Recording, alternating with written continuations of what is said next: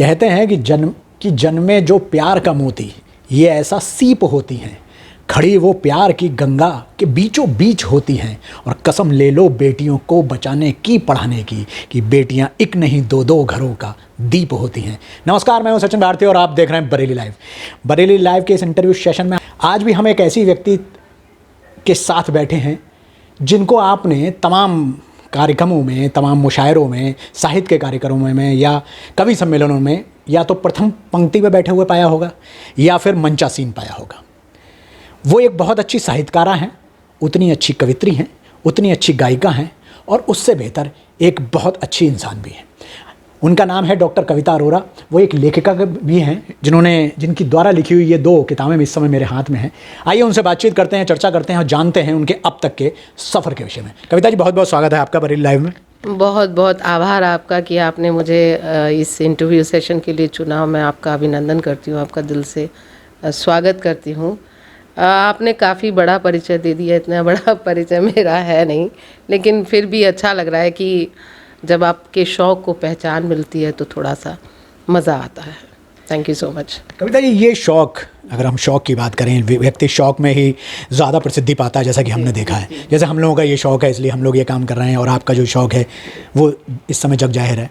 और मैं तमाम देख रहा हूँ कि तमाम बहुत अच्छे अवार्ड्स भी आपको इतने सारे मिले हैं। तो ये सबसे पहला सवाल, शुरुआत अचीवमेंट्स की कहाँ से हुई, कब से हुई? कब से कविता अरोरा को ये लगा कि उनके अंदर एक कविता जन्म ले रही है जिसको उन्हें पंक्ति के रूप में कागज़ के पन्नों पर उतारना है? देखिए सचिन जी, ये मेरा पहले का शौक़ है। मैं शायद छोटी सी थी, कॉलेज टाइम से ही मैं थोड़ा सा लिखती पढ़ती रही, पर उस समय इतना अवेयरनेस नहीं थी कि हाँ आप राइटिंग करते हो और आपको इतना अवेयर नहीं होता कि ये एक बहुत बड़ी पहचान दे सकता है। तो आप अपना काम कर रही थी, मैं काफ़ी कुछ उस समय का भी लिखा हुआ था, लेकिन एक गैप के बाद में अब आकर आफ्टर मैरिज और जो मैंने अभी पिछले 2-3 साल 4 साल से मैंने देखा, तो ये एक राइटिंग का पूरा कॉन्सेप्ट मेरे सामने खुला। क्योंकि ये पन्ने पे मैंने वर्क तब नहीं किया था, लिख तो मैं बहुत टाइम से रही हूँ पहले से। तो ये बड़ी खूबसूरत बात है कि कहाँ आप संगीत में थे और राइटिंग एकदम चेंज हुआ है मेरा वर्जन। हम लोग कॉलेज में थे तो बहुत सारे हम लोग थिएटर वगैरह जो राइट डाउन कर लेते थे, है ना, उसमें प्राइज़ मिल गया। कभी कोई गीत संगीत कंपटीशन हुआ तो अपनी लाइनें जोड़ी और गाए। उस समय जो बहुत बड़े बड़े नाम हुआ करते थे, उर्मिलेश जी जो थे और बहुत सारे अवस्थी जी थे, ब्रजेंद्र अवस्थी जो कि बड़ा नाम है, मोहद्दत साथ ही रहे हैं। तो अक्सर ये लोग मुझे मंच प्रोवाइड करा करते थे। इनके बीच में जाके हम लोग कवि सम्मेलन में कि कविता आ जाना, तो हम पढ़ते थे। तो ये नहीं पता होता था ये लोग कितने बड़े नाम हैं। तो उस समय उनके साथ काम भी करते थे और मंचों पे भी रहते थे। तो बस इतना ही रहता था कि घर से अलाउड ज़्यादा नहीं था, तो बोलते थे कि सर हम अपना पहले पढ़ेंगे और चले जाएंगे। तो उस चीज़ में ये शौक़ करते करते तब उसको मैंने सीरियस नहीं लिया था। गीत पढ़ा और चली आई, गीत पढ़ा चली आई। तो उस समय के लोग, जैसे कवि सम्मेलन ऑर्गेनाइज होते थे बड़े बड़े, जैसे कुमार विश्वास जी ने भी उन्हीं के सामने शुरू किया है, तो हम लोग मंचों पे भी बैठा करते थे। बहुत सारे कवि, केपी सक्सेना से लेकर वरिष्ठ नाम उस समय आया करते थे, ममता शर्मा से लेकर और बड़े बड़े नाम हमें सामने फेस टू फेस, हमने जैसे विष्णु सक्सेना जी हैं, इनको हमने बहुत सामने से सुना क्योंकि हम ऑर्गेनाइज़र भी होते थे। उसी मंचों पे पढ़ के चले आते थे। तो हमने उस चीज़ को कभी सोचा नहीं था कि ये जो है मेरी विधा बन जाएगी। तो क्योंकि संगीत की स्टूडेंट थी, तो इस तरीके से ये सफ़र शुरू हुआ, बचपन से ही है। तो कैसे सामंजस्य बैठाती हैं एक गायिका का, एक जो परिदृश्य होता है, एक जो सोच होती है, विचारधारा होती है, वो अलग होती है, एक साहित्यकारा की अलग होती है, कवित्री की अलग होती है, लेखिका की अलग होती है, और आप कंपेयर भी हैं। आपने दूरदर्शन के कई जगह कई लोगों का इंटरव्यू भी लिया है, हमने देखा है। तो इन सारी चीज़ों में एक सामंजस्य कविता अरोरा कैसे बना पाती हैं? देखिए सचिन जी, मैंने आपसे ईमानदारी से बताया क्योंकि मैं संगीत की स्टूडेंट रही, मैंने संगीत ही सीखा, क्लासिकल सीखा। और एक बार तो हम लोग बरेली कॉलेज में आकर हम लोगों ने साहू राम गोपी स्वरूप, जो भी इसका नाम है, सॉरी, उसमें हम लोगों ने क्लासिकल में मालकौंस में जुगलबंदी की थी, तो फर्स्ट प्राइज़ हम लोगों ने विन किया था।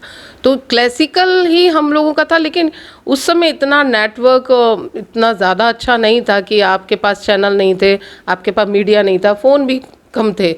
तो एक गायिका बनने का सपना था, तो कंपटीशन में हम गायकी पे ही फोकस कर रहे थे। और जब हम कंपटीशन अगर काव्य के भी होते थे तो हम अपने स्वर से ही जीतते थे।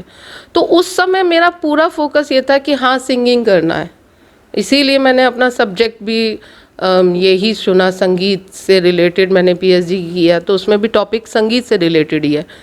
लेकिन ये आपको नहीं पता था कि आप राइटिंग कर रहे हो, तो वो एक उसको मैंने सीरियसली लिया नहीं था। बस ऐसे शौक में राइटिंग शुरू की थी कि हाँ भाई, एक बार तो एक बहुत अलग जैसे आपको उर्मिलेश जी के छोटे भाई हैं उपदेश शंकर, उनको राखी बांधती हूँ मैं, तो उन्होंने कहा कि इसको काव्य को विधा के रूप में सामने लाओ, तुम अच्छा लिखती हो। तो उन्होंने एक बार एक मंच पे प्रोग्राम था, उन्होंने मुझसे कहा कि तुम्हें कविता पढ़नी है।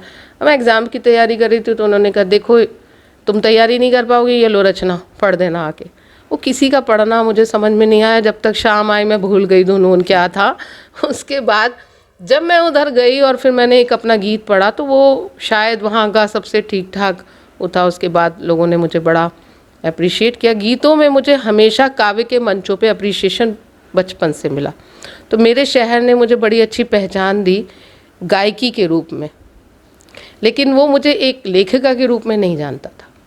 और शादी के बाद जब आप आते हो तो आप दूसरे फ्रेम में आ जाते हो, आप अपने हस्बैंड के साथ बिज़ी हो जाते हो और आपको लगता है कि नहीं भाई आपने घर पे फोकस करना है। और जहाँ आपको मैंने अभी बताया कि इंडिया से ज़्यादा इंटरनेशनल मुझे रहना ज़्यादा हुआ, तो उस समय ये सब चीज़ें दूर हो गई थी।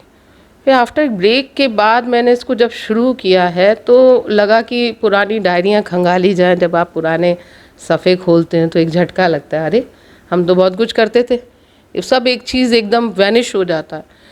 तो 1 साल का टाइम लगा मुझे वापस आने में, लेकिन मेरा कमबैक जो था वो थोड़ा शानदार इसलिए हुआ कि मुझे कमबैक में ही यहाँ पे डीएम साहब थे जो कि सांस्कृतिक, और वीरेंद्र जी, और बहुत सारा सर्किल जो समय साहित्य प्रेमियों का था। तो यहाँ से कुछ लोगों ने मुझे वहाँ तक लेके गए, और यहाँ जब सांस्कृतिक कल्चरल प्रोग्रामों में जो राइट डाउन मैं करती रही चुपचाप साइलेंट मोड पर, वो जब प्रेजेंटेशन में दोबारा आया तो एक ज़मीन फिर से तैयार हुई। फिर पीलीभीत में मुझे कवि सम्मेलन में, तो अब आप देखिए लंबे समय बाद आपने बहुत पहले बचपन में इतने कवि सम्मेलन पढ़ लिया, आपको गिनती भी नहीं पता। अभी आप अखबार का एक मेरी मदर नहीं रही हैं, तो उन्होंने एक कटिंग रखी थी न्यूज़पेपर की, तो वो न्यूज़पेपर में 2000 लिखा हुआ है, और उस 2000 में हम सब के फ़ोटो छपे हुए हैं, उसमें बड़े बड़े दिग्गज कवि हैं। तो सोच के कई बार लगता है कि इतना समय हमने निकाल दिया और हम तब करते थे। तो बाद में जब आप आए हैं तो पीलीभीत कस्तूरी महोत्सव, उसमें मैं गई तो मुझे ये नहीं पता था ये नवाज़ देवबंदी साहब वहाँ पर मौजूद थे, चंद्र दीक्षित बशर जी थे, कलीम कैसर जी थे, जितने भी वरिष्ठ नाम थे, मालविका हरिओम थी और गौरी थी, तो ये सारे मंच पे लोग थे। तो उस समय मेरी जो जद्दोजहद ये थी कि एक लंबे अरसे के बाद मैं मंच पे आई हूँ, तो मैं सिर्फ अपना गला देख रही थी। वहाँ पर जब मंच पर मेरा नाम था लिस्ट में, तो मैं यही सोच रही थी अब मैं ये वाला कैसे पढ़ रहे हैं, ये पता नहीं इनका स्वर कैसा है, अरे नहीं इनसे तो अच्छा ही करूँगी। तो ये एक सेल्फ कंपैरिजन चल रहा था, क्योंकि आपने एक लंबे समय बाद कमबैक किया था। और सबसे अच्छी बात है कि वहाँ मुझे अच्छी सफलता मिली, मुझे अच्छे से सुना गया। तो भी मेरा यही था कि यस मैंने अपना शौक़ पूरा किया। और उन्होंने सिटी मजिस्ट्रेट साहिबा थी, उन्होंने मुझे लिफाफा पकड़ाया, तो मैंने ये कह के वापस किया कि आपने मुझे जो मान सम्मान दिया है वही मेरे लिए बहुत है। तो मैं वहाँ से बांसुरियाँ लेकर आई थी, और वो एक कमबैक के बाद में फिर आपके साथ में राहत इंदौरी, संतोष आनंद जी, फिर जो दौर शुरू हुआ, फिर वो हाथरस जाके कुमार विश्वास जी का मंच, तो ये एक अच्छा कमबैक था। थोड़ा टाइम मैंने अगर दूरदर्शन की 5 रिकॉर्डिंग की है, तो कवि सम्मेलन 1 किया है, बाकी टाइम मैंने घर पे राइटिंग की है। तो इस तरीके से सामंजस्य बैठा लिया मैंने इसके साथ में। जहाँ अभी आपने पीलीभीत के कार्यक्रम की बात की, फिर आपने हाथरस की बात की, और उत्तर प्रदेश के आगे अगर हम बढ़ते हैं तो और कहाँ कहाँ किन किन जगहों में, किन राज्यों में, किन शहरों में आपने इस तरह के कार्यक्रमों में आप शिरकत की है? देखिए सबसे ज़्यादा तो मैंने आपको बताया कि मैंने सिर्फ प्रोफेशन नहीं लिया, लेकिन दिल्ली मैंने कई बार परफॉर्मेंस दी है, संतोष आनंद जी के साथ में कई बार मंच किए हैं, और वो एक फैमिली मेम्बर की तरह ही है, तो इसलिए उनके आदेश का पालन ही करना पड़ता है।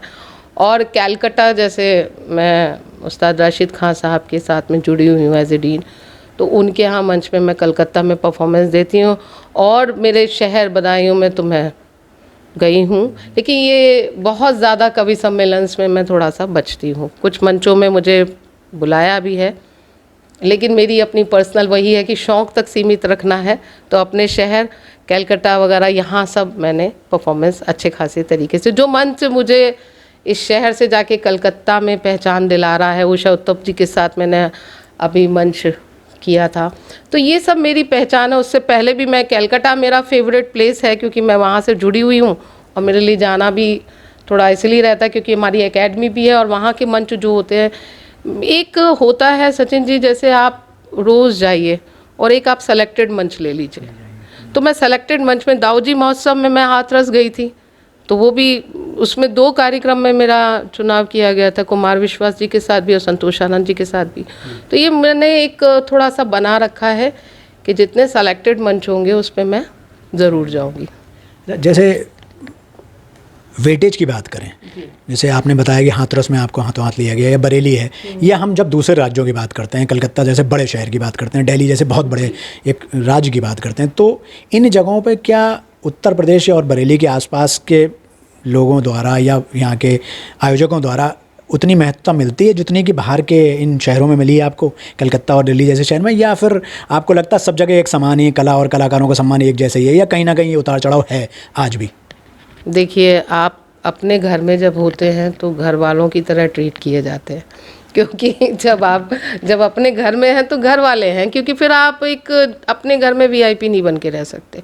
इसी सवाल को थोड़ा एक्सटेंड करके पूछूंगा मैं कि अगर ये तो रही इंडिया की बात, जब हम बाहर के देशों में जाते हैं, आप बाहर भी बहुत रही जैसे आपने बताया, और कई जगह का अनुभव आपने लिया है, तो वहाँ के लोग और वहाँ की जो कला के प्रति जो लोगों की सोच है, वो उनकी कला के प्रति कैसी है, और इंडियन कला के प्रति और इंडियन कलाकारों के प्रति कैसी है, उसके विषय में थोड़ा सा बताइए, ताकि यहाँ के लोगों को ये पता लगे कि बाहर के देशों में हमारी क्या महत्वता है या क्या वैल्यू है हमारी।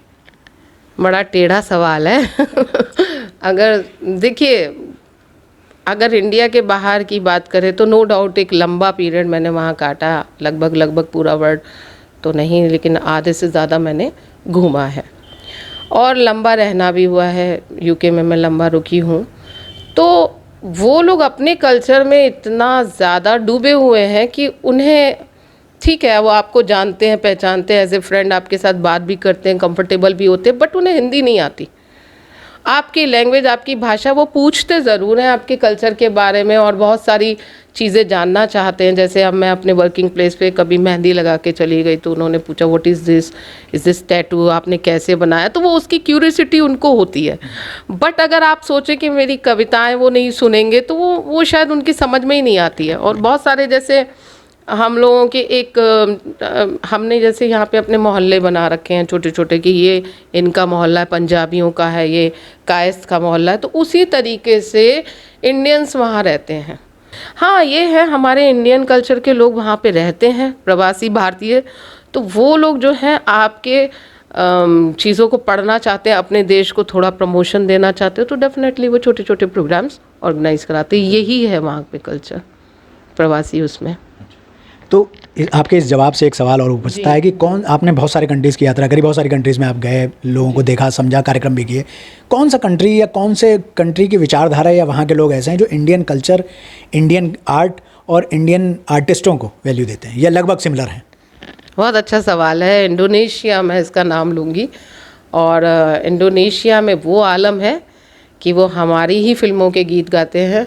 हमारे यहाँ के पूरे शाहरुख खान उनके फेवरेट हैं, और बहुत सारे आर्टिस्ट ऐसे हैं इंडिया के, जो मूवी आती है, कैरियोके सिस्टम वहाँ पर ऐसा है कि उनकी वॉइस क्वालिटी बहुत अच्छी है। जब हम इंडोनेशिया के पोर्ट पे पहुँचे थे, तो एक हम लोग जैसे थोड़ा सा टाइम मिलता है तो हम इंडिया देश में जैसे जहाज़ से गए और हम लोग घूमने लग जाते हैं।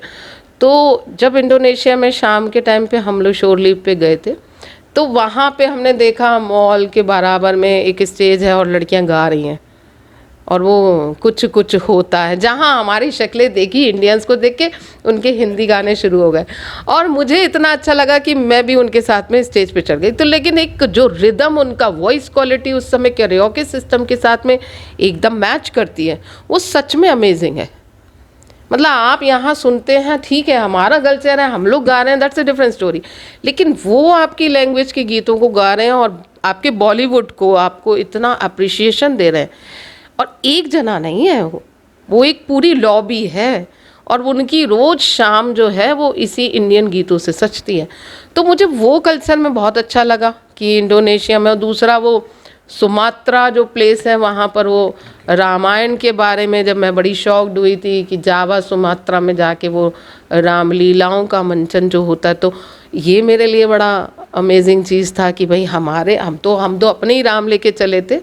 तब ठीक है हमारे बहुत सारी बुक्स में लिखा है, लेकिन कई बार आप उतना जब आपके रीड करते हो तब आप जाते हो, लेकिन वो उस कल्चर को अडॉप्ट किए हुए हैं। हमारे राम को हमारे उसमें उन्होंने एक रामलीला होती है प्रॉपर, वो उनके राम है, वो ये नहीं कहते वो आपके राम है, वो उनके राम है।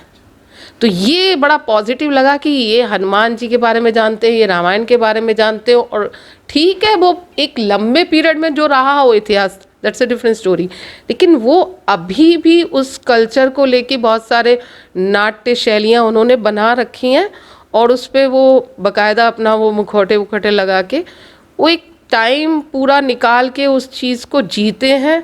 और वो जैसे अपने यहाँ रामलीला होती है, ऐसी उनके यहाँ भी इस टाइप का एक फेस्टिवल होता है। तो हनुमान जी उनके हैं, राम उनके हैं। तो ऐसा इंडोनेशिया में सबसे ज़्यादा मुझे देखने को मिला। और भी देश हैं वो, क्योंकि जैसे यूके में भी हैं तो वहाँ बहुत सारा कल्चर ऐसा है जो इंडियंस का ग्रुप है, तो अपने देश के गाने वाने सुनते हैं। और वैसे भी मिनी पाकिस्तान बना रखा है उन्होंने, प्रेस्टन एक प्लेस है यूके में। तो जैसे आपको अचार नहीं मिलता और मसाले नहीं मिलते तो आप जाते हो प्रेस्टन, वहाँ कोई हिंदू मुस्लिम वाला हिसाब नहीं है, लेकिन वहाँ एक छोटे छोटे आप जाए, बार्सिलोना है। तो कई बार तो मुझे यही हैरानी होती है कि हमारे इंडियंस ने जो है जगह जगह अपने रेस्टोरेंट, अपनी चीज़ें, एक कल्चर अपना बनाया हुआ है। कहीं भी ऐसा नहीं मिला जो हिंदुस्तान जो है पूरे वर्ल्ड के कोने कोने में दर्शन आपको हो जाएंगे। और आप जाके फ़िश एंड चिप्स नहीं खा सकते तो आपको पंजाबी ढाबा भी मिलेगा, और वो वहाँ पर गोरे भी खाना खाते हुए मिल जाएंगे। तो ये हमारा कल्चर है जो वहाँ पर लोगों द्वारा अडॉप्ट किया गया है। ये और बात है कि साहित्य में उनको इतना नहीं पता, लेकिन हमारे कल्चर के खाने पीने में वो लोग जी रहे हैं उस कल्चर को। बहुत से लोगों ने उसको स्प्रेड भी किया है। और अभी हमारा गाना है कभी यार कभी पार लगा तीरे नज़र, इसको वेस्टर्न के साथ कोई है एक सिंगर, तो जब मैं वहाँ एक जॉब करती तो सुबह सुबह वहाँ बजता था। तो उसके साथ में इंग्लिश गाने के साथ में उसका फ्यूजन जो वो शायद हम इंडियंस को खुश करने के लिए बजाया जाता हो, लेकिन वो अच्छा लगता था। इसका तात्पर्य ये है कि उन्होंने हमारा खाना और हमारा गाना दोनों सही ढंग से अपना रखे हैं। जी। ऐसी कौन सी चीज़ है जो भारत के कलाकारों को, भारत के कला जगत को विदेशों के कलाकारों, विदेशों की कला जगत से सीखना चाहिए आपके अनुसार?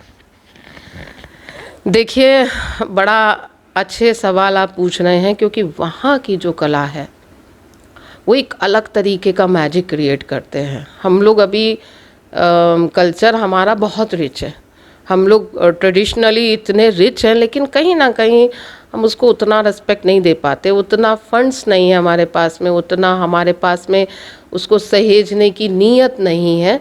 लेकिन जैसे आप यहाँ पे सर्कस देखते हैं, है ना, तो वहाँ आप सर्कस में देखते हैं कि यहाँ स्ट्रगल कर रहे हैं लोग, ठीक है, आया हम लोगों ने बहुत सारे एनिमल यूज़ किए और सर्कस लगा, उसका पता नहीं जादू है, मैजिक है, इन सब चीज़ों को हमारे यहाँ मतलब अब मर रहे हैं ये धीरे धीरे फाइनेंशियली। उसकी वजह से रामलीलाएं हैं तो ठीक है, कितनी बची हैं, कितनी चलेंगी, उनके कलाकार कितने स्ट्रगल कर रहे हैं, संगीत है, क्लासिकल संगीत है, कितने लोगों ने बचा रखा है। वो लोग जो हैं वो अपनी संस्कृति, अपने कल्चर को लेके बहुत ज़्यादा डेडिकेटेड है। जब आप उनके पुराने राजा महाराजाओं का जिक्र देखते हैं तो वो एक फेस्टिवल्स होता है, वेनिस में एक फेस्टिवल होता है, कार्निवल होता है, उस कार्निवल में पूरा जो क्राउड होगा वो पूरा मुखौटे पहनेगा, और कोई उस समय वो ग्रीस के राजा का जितने किरदार हैं वो गलियों में मिलेंगे आपको याद होगा, आप शायद बहुत छोटे जब बचपन में रहे होंगे, तो बांस वाले डंडे पर बांध कर हमारे यहाँ कभी मेले में होते थे। ये मैंने वेनिस में देखा, और वो वेनिस में देखा वो परियों की तरह चल रहा है। तो एक मैजिक क्रिएट होता है, एक वो अपने कल्चर को सहेजे हुए हैं, है ना, वो अपनी छोटी छोटी अपनी विरासतों को सहेजे हुए हैं। बहुत सारे कैसल्स हैं वहाँ पे स्कॉटलैंड में, तो वहाँ वो सब चीज़ें, हमारे यहाँ भी कैसल्स हैं, जयपुर में हैं, लेकिन हमारे कैसल्स में कहना नहीं चाहिए मुझे, हो सकता है कंट्रोवर्शियल हो सकता है, लेकिन अभी कैसल में जयपुर में आप जाके देखिए ना, तो वो चमगादड़ों का पूरा एक लगा हुआ है।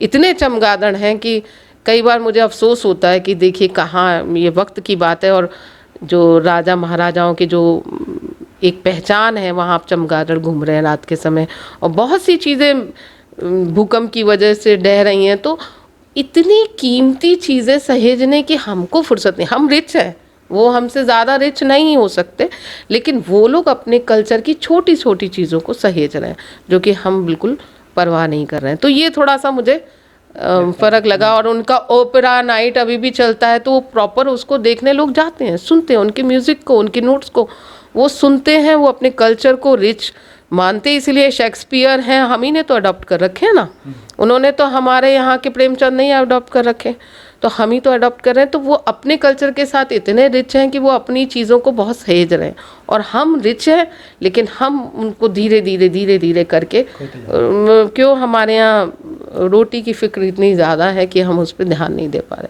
और धीरे धीरे सिर्फ एक शोर मचाते हैं। आपने इंटरव्यू किया, मैंने कहा ये ऐसे ही दफन हो जाएगा, इसको नोटिस भी नहीं लिया जाएगा, और धीरे धीरे वो महल हैं वो ख़त्म हो जाएंगे। तो तकलीफ़ होती है, सीरियसली इसको देख के मुझे सच में तकलीफ़ होती है कि हमारी इतनी विरासतें हैं और धीरे धीरे उस महलों पे तरक्की पाँव रख रही है, वो ज़मींदोज़ होते जा रहे हैं।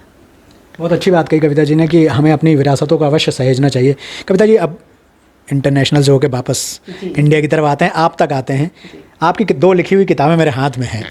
एक व्यक्ति जब कोई बुक लिखता है, कोई किताब लिखता है, तो उसमें उसके जीवन भर के सोचों का, उसके जीवन के जितने विचार हैं, भावनाएं हैं, सबका एक समावेश होता है, सबका संक्षेप में समावेश होता है कहना चाहिए। आपने ये 2 किताबें लिखी, सबसे पहले तो ये जानना चाहूँगा, ये 2 ही किताबें हैं या और भी कोई अभी तीसरी आ रही है? दूसरा सवाल मेरा ये रहेगा आपसे इसी से जुड़ा हुआ कि मैं आपकी किताबों के हेडिंग जब मैंने पढ़े तो मैंने देखा इसमें कि दोनों के हेडिंगों में कहीं ना कहीं उर्दू भाषा का भी बहुत अच्छा इस्तेमाल हुआ है। तो क्या कविता जी की कविताओं में बिना उर्दू के काम नहीं चल रहा, समावेश करना इसलिए आवश्यक था, या लोगों की क्यूरियोसिटी इसको लेकर ज़्यादा है कि उर्दू शब्दों को पढ़ने से या उर्दू लफ्ज़ों को पढ़ने से ज़्यादा वो उसके निकट पाते हैं अपने आप को, या फिर आज के वक्त की मांग है? ये दोनों सवालों का जवाब चाहिए आपसे। पहले तो किताब, तीसरी और ये इसका। तो आपके सवाल बहुत सारे हैं, मैं उसको थोड़े थोड़े में आंसर देती हूँ। जैसे आपने किताबों के लिए कहा, तो किताबें जो मेरा ये एक और किताब अभी आ रही है, उसका नाम है कागज़ के नीले साहिल। ये आज आप ही के मंच से इसका नाम अनाउंस हो गया, प्रेस में जा चुकी है वो, और मैं समझती हूँ महीने 2 महीने में वो आपको मिल जाएगी। पहला है पैबंद की हंसी। एक्चुअली जब आप लिखने का एक, जैसे मैंने इस किताब में लिखा है अपने बारे में, मेरी मदर जैसे होता है ना, इसमें ये जब आप पहला सफ़ा खोलेंगे तो उसमें पता चलेगा।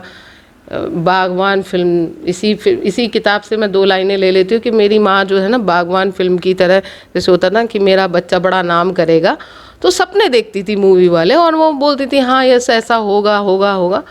तो ये बात सच है कि किताब मैं लिखना चाहती थी, पर ठीक है, काफ़ी टाइम से मेरे साथ कई लोग जुड़े थे, अरे किताब निकालो किताब निकालो, कभी आप पाइल अप नहीं कर पाते हो, बहुत सारा पेंडिंग हो जाता है वर्क। बहुत सारे लिखने वाले हैं, उनके साथ में कई रचनाएं उनकी रखी हुई हैं, लेकिन उनको एक किताब की शक्ल देना मुश्किल होता है।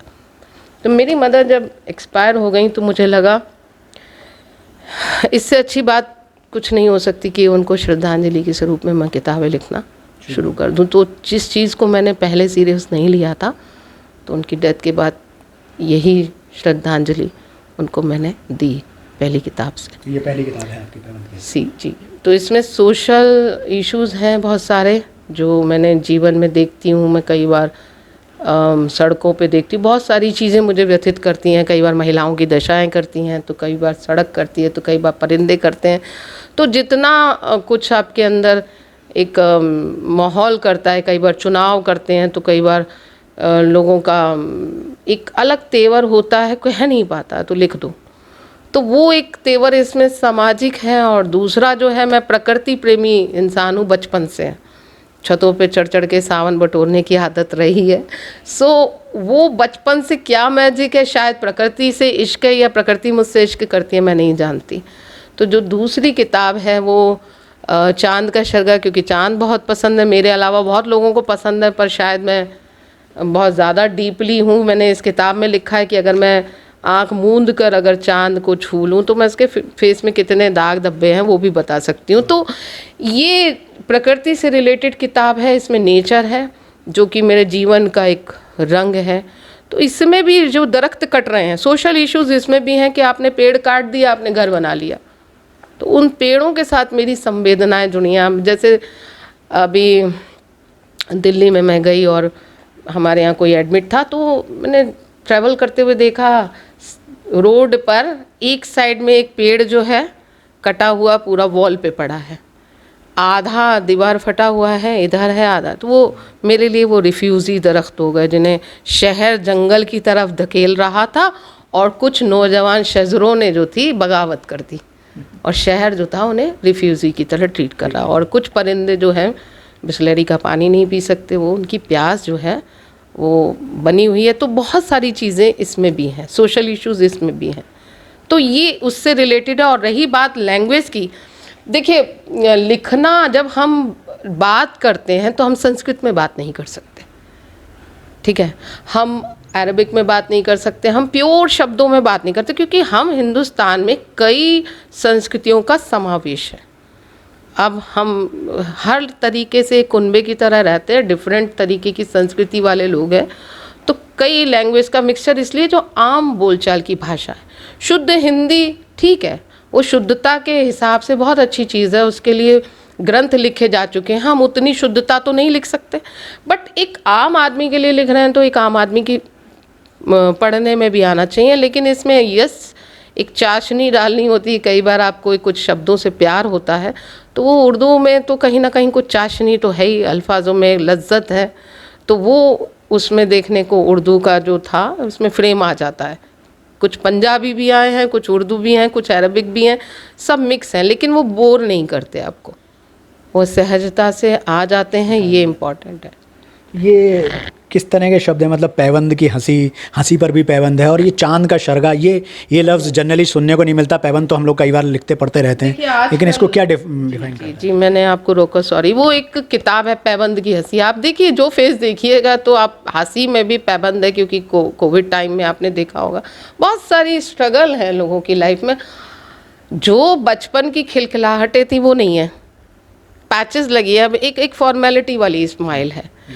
तो मैं समझती हूँ इस किताब में जो समस्या है, जैसे एक समस्या जेब की है, वो एक रचना है इसमें जिसमें जेब के बारे में जिक्र किया गया है कि लोगों को जेब से आंका जाता है कि इसमें कितना पैसा है, वही काउंट किया जाता है ना।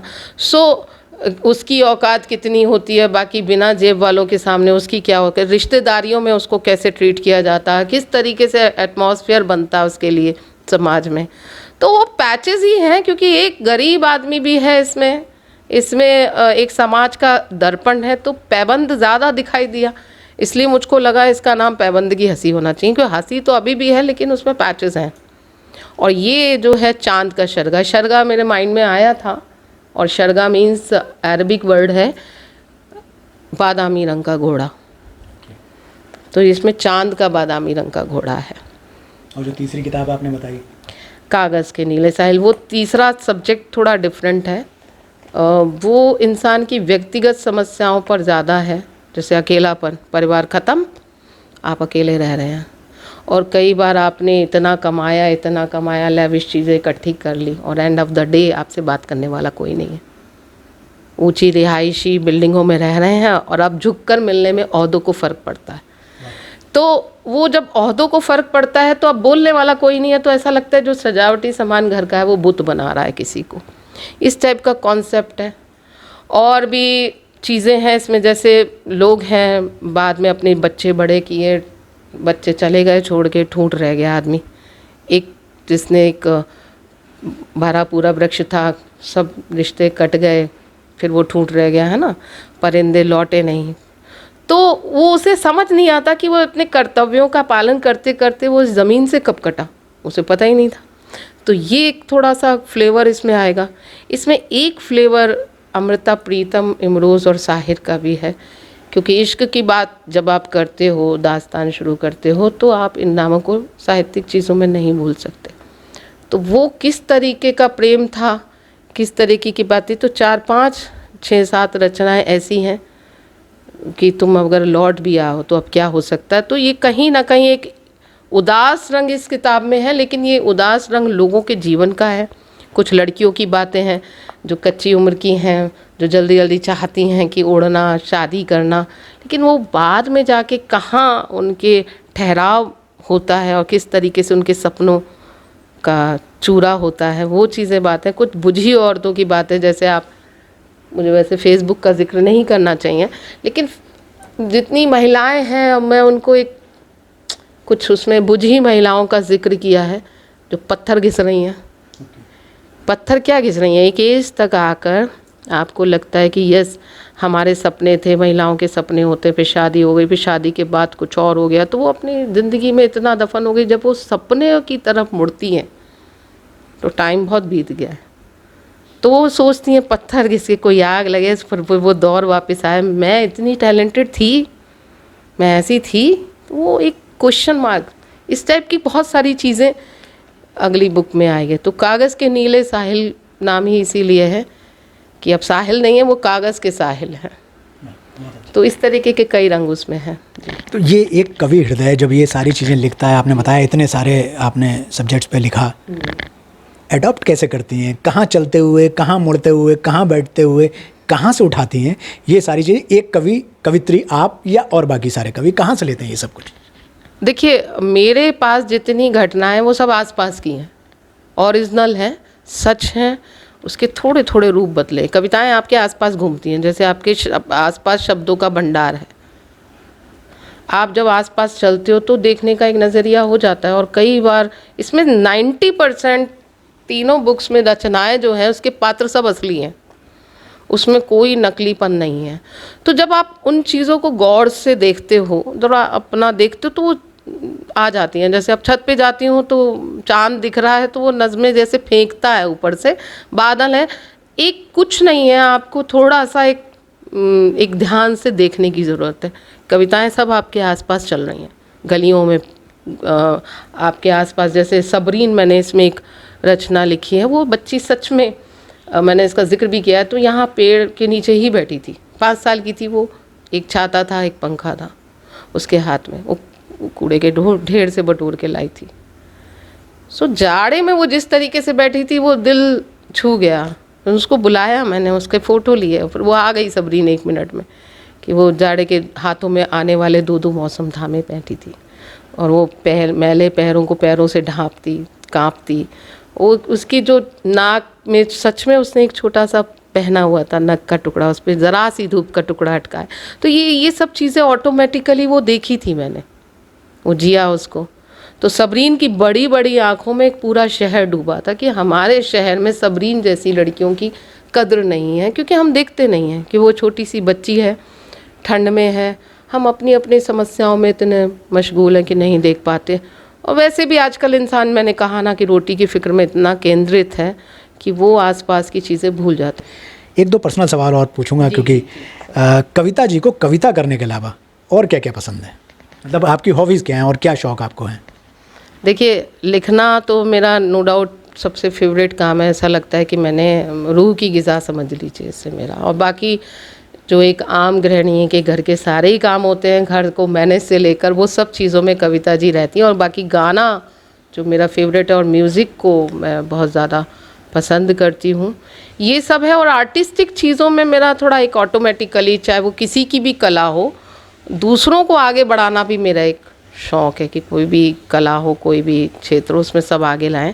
बाकी एक आम गृहिणी की तरह भी मेरी एक भूमिका है, जो मैं पूरे घर को छोड़कर कभी रह नहीं पाती हूँ। इसी वजह से मैंने पहले ही कहा कि प्रोफेशनल मंच जो मैं अवॉइड करती हूँ अपने, क्योंकि घर से ही बंधी हुई हूँ और घर छोड़कर मैं रह नहीं पाती हूँ। तो बागवानी का भी बड़ा शौक़ है आपको, हमने देखा आपके यहाँ गार्डन में। जी, पेड़ पौधे, मैंने कहा ना, प्रकृति तो पहले ही आ गया है, इसलिए कि प्रकृति से जो मेरा रिश्ता है वो शायद पता नहीं, मेरे लिए वो जीवित रूप में है, विद्यमान है। पेड़ भी बातें करते हैं और परिंदे भी बातें करते हैं, छोटा सा बागवानी भी है। कहीं भी कोई, पूरे शहर में कहीं भी कोई पेड़ कटता है तो वो आरी मुझ पे चली हुई दिखाई देती है। कविता जी, अब अंतिम सवाल आपसे एक और लूँगा कि कविता जी का अब आगे का कदम क्या है, किस ओर जाना है कविता जी को, और जो आगे आज के समय के जो ये युवा कवि हैं या जो बनना चाहते हैं या जो साहित्य में रुचि रखते हैं, उनके लिए कविता जी का क्या संदेश है? ये दोनों सवाल एक ही साथ जुड़े हुए हैं।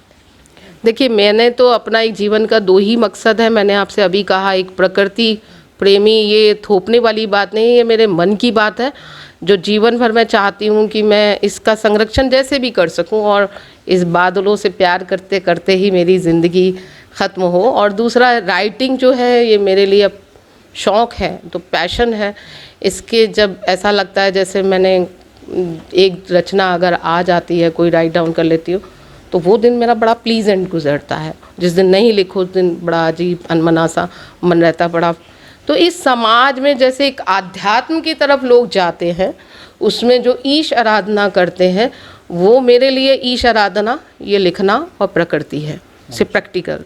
और आज के जो युवा लिख रहे हैं उसमें बहुत ज़्यादा मंचीय प्रतिस्पर्धा बढ़ चुकी है।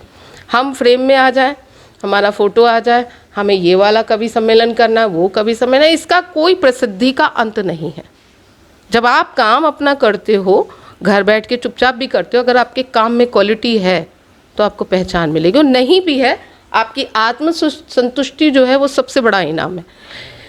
जो युवा हैं उनको इसे प्रोफेशन के तरीके से लेना है तो बहुत सारी मंच पर बहुत सारी चीज़ें नेगेटिव भी हैं, पॉजिटिव भी हैं। लड़कियों को बहुत अच्छे मौके भी मिल रहे हैं। हमें क्या पढ़ना है, क्या नहीं पढ़ना है, कई बार होता है हमारी ऑडियंस कैसी बैठी है, दैट्स ए डिफरेंट स्टोरी।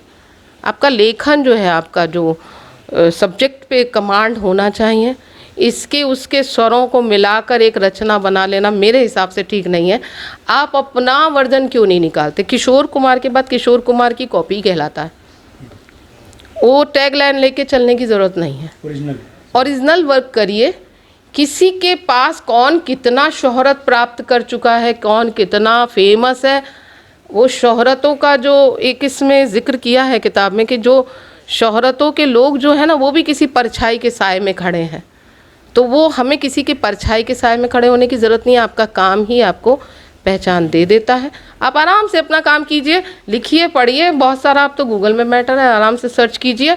और अच्छा लिखने के लिए बहुत सारा इसको कॉपी उसको कॉपी करने की कोई ज़रूरत नहीं है। मेरे शब्द जो हैं प्रकृति देती है, आसपास का माहौल देती है। तो अपने आसपास के माहौल को पढ़िए, मंचों को मत पढ़िए, लोगों को मत पढ़िए, आसपास के माहौल, ज़मीन को पढ़िए, आसपास के लोगों को रहने। अच्छी बात कही आपने। निसंदेह आपकी इस बात से नई युवा पीढ़ी को कुछ जानने को, सीखने को मिलेगा कि आसपास को पढ़ो, किसी व्यक्ति को मत पढ़ो, उसके जैसा मत बनो, अपना इंडिविजुअल बनो।